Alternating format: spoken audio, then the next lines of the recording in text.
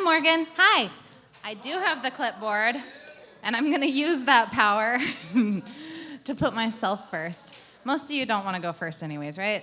So, I really only wanted to go first because one of the poems I wanted to read has a lot to do with what Link was just talking about, which is voting on Tuesday and how important it is. Hey, Link, how many poems do we get? How many people do we have signed up? 21.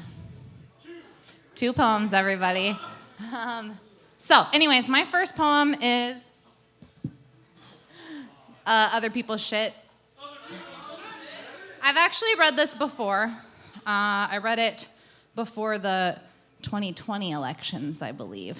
And I think it's important for the current political climate. Like I said, I think it's really important for all of us to go out and vote.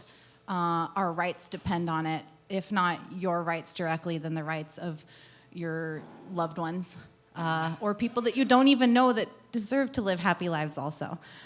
So this poem is called Dear Trump Voter. Now, I know Trump's not running right now, but people that he backs are. So I thought this was appropriate. This is by Andrea Gibson, if I haven't said that already. We love them. Dear Trump Voter. Me too.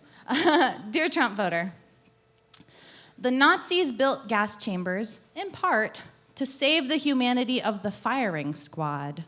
Some general looked into the eyes of his men, firing into the screams of children, of pregnant women bending their own heads to swallow the bullets aimed at the kick in their bellies. And the general thought, if we keep forcing these men to kill like this, what is human in them will die.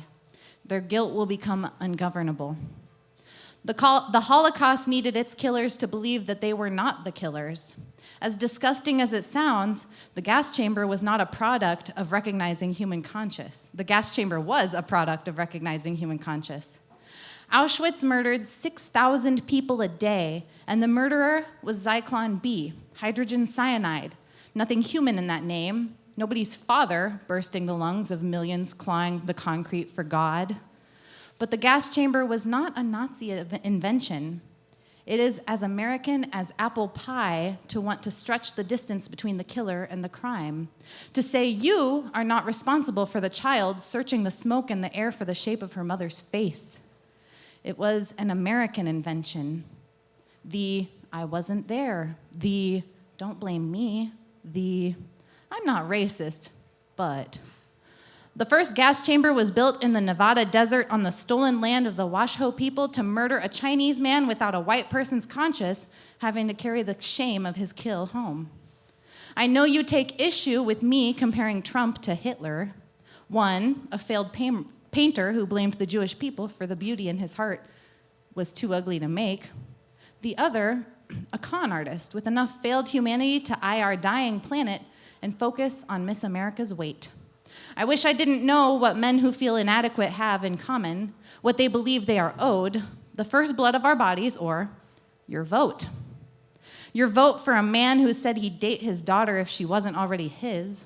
Your vote for a man who is guaranteeing every woman a jury of her rapist's peers.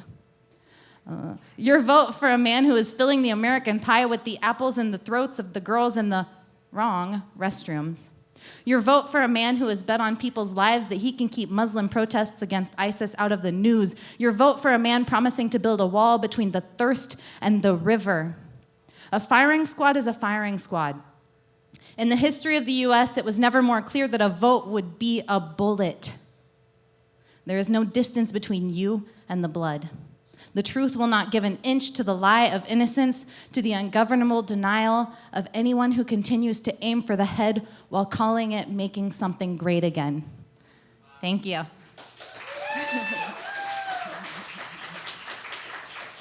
Please vote. So that was really intense, and I'm going to follow it up with my own bull crap. So it doesn't feel good. This is a work in progress. It's unfinished. I had no intention of reading it until... Unfinished it.